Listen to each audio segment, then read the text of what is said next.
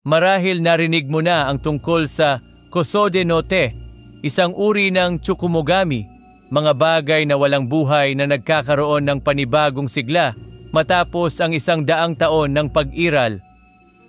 Sa partikular na kaso ng Kusode no Te, ito ay mga kimono na may maikling manggas na sinasaniban ng mga espiritu ng kanilang dating may-ari.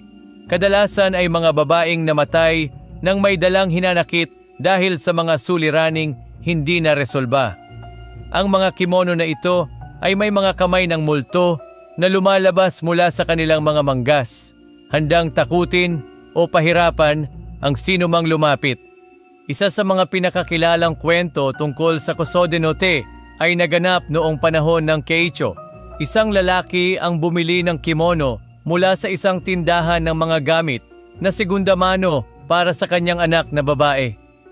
Kaagad pagkatapos ng pagbili, ang anak niya ay nagkasakit ng malubha at si Shichizaemon ay nagsimulang makakita ng multo ng isang babae na suot ang parehong kimono sa loob ng kanilang bahay. Nang masaliksik niya ito ng mabuti, natuklasan niyang ang kimono ay dating pag-aari ng isang utusang babae na pinaslang ng kanyang amo. Upang pakalmahin ang ligalig na espiritu, inialay niya ang kimono sa templo na nagresulta sa paggaling ng kanyang anak na babae. Ang kwentong ito ay nagpapakita ng paniniwala na ang mga kimono ay maaaring magtaglay ng kakanyahan ng kanilang mga dating may-ari, lalo na kung ang kanilang pagkamatay ay puno ng trahedya o may kasamang kawalang katarungan. Isa sa mga pinakamadilim na bersyon ng alamat ng Kusode no Te ay may kinalaman sa mga kimono na dating ginamit ng mga babaeng nagtrabaho bilang mga patutot na namatay sa malagim na paraan. Ang mga babaeng ito na madalas nagtrabaho ng maraming taon upang makaipon ng pera at makamit ang kanilang kalayaan ay madalas na namamatay bago nila maabot ang layuning ito. Kapag sila ay pumanaw ng may hindi natapos na mga bagay, maaaring saniban ng kanilang mga ligalig na espiritu ang mga kimono na kanilang isinusuot, lalo na kung ang mga ito ay naibenta imbes na maialay sa templo.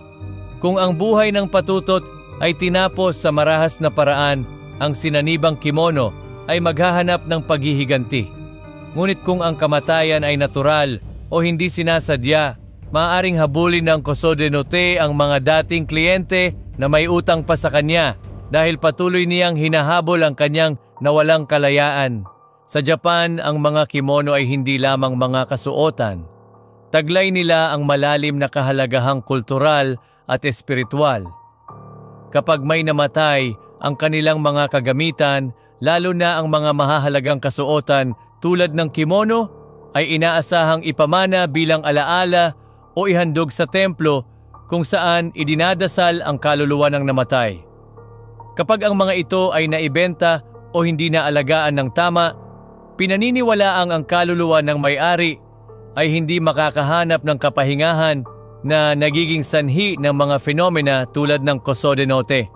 Ang paniniwalang ito ay sumasalamin sa malalim na respeto ng kulturang Hapones sa mga personal na kagamitan at ang paniniwalang ang mga ito ay maaaring magsilbing sisidlan ng damdamin at alaala ng tao.